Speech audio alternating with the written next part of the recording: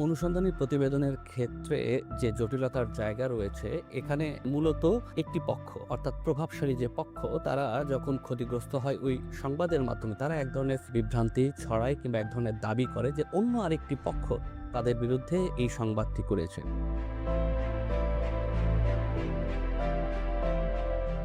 যখন এ ধরনের প্রতিবেদন করা হয় তখন প্রত্যেকটি পক্ষের কাছে গিয়ে জবাবদিহিতা করা হয়। একই সঙ্গে যেসব তথ্য আমাদের হাতে আসে সেই তথ্যের সত্যতা যাচাইয়ের জন্যও আমরা সর্বোচ্চ চেষ্টা করি এবং পূর্ণাঙ্গভাবে নিশ্চিত হওয়ার পরই মূলত এ ধরনের প্রতিবেদন করা হয়। ফলে বিভিন্ন পক্ষ যারা দুর্নীতির সঙ্গে জড়িত তারা নানা ধরনের প্রশ্ন তুলতে পারে, তবে সংবাদের বস্তুনিষ্ঠতা এর মধ্যে দিয়ে কিন্তু কখনোই ক্ষতিগ্রস্ত হয় না।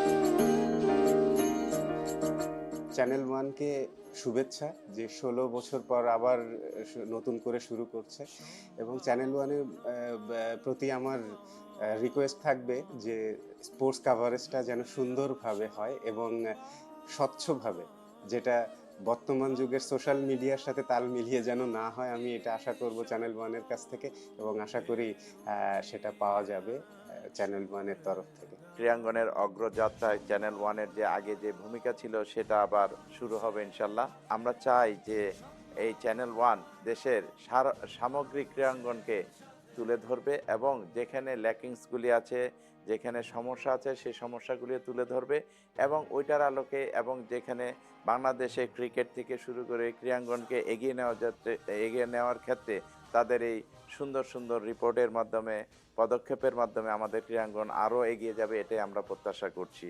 শুভ পুনঃযাত্রা চ্যানেল ওয়ান।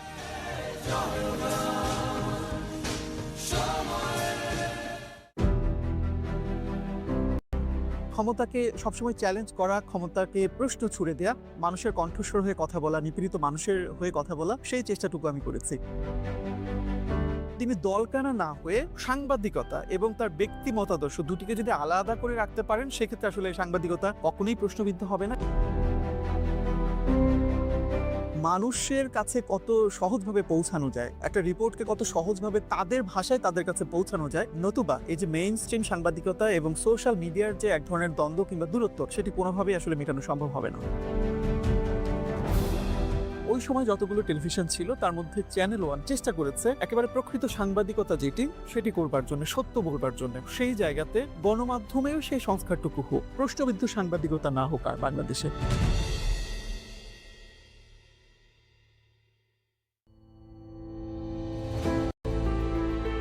সাংবাদিকতার সবচেয়ে বড় গুরুত্বপূর্ণ দিক হচ্ছে একেবারে রাষ্ট্রের সর্বোচ্চ পর্যায় থেকে সর্বনিম্ন স্তরের জায়গাতেও কাজ করা যায়। গণমাধ্যমগুলো যারা পরিচালনা করছেন এবং পরিচালনার দায়িত্বে আছেন তারা আসলে দলীয় কর্মী কিনা, এটি নিয়েই এখন বড় বিতর্ক চলছে এবং সেই জায়গাতে সাংবাদিকতা ক্ষতিগ্রস্ত হচ্ছে। স্বচ্ছতা এবং জবাবদিহিতার জায়গাকে সমুন্নত রেখে সাংবাদিকতা করা, যদি সংবাদটি সত্য হয়ে থাকে, ঘটনা সত্য হয়ে থাকে, সেটি চ্যানেল ওয়ান তুলে ধরবে এবং সেই জায়গা থেকেই আমরা শক্ত সাংবাদিকতাটা করতে চাই, সত্য সাংবাদিকতা করতে চাই।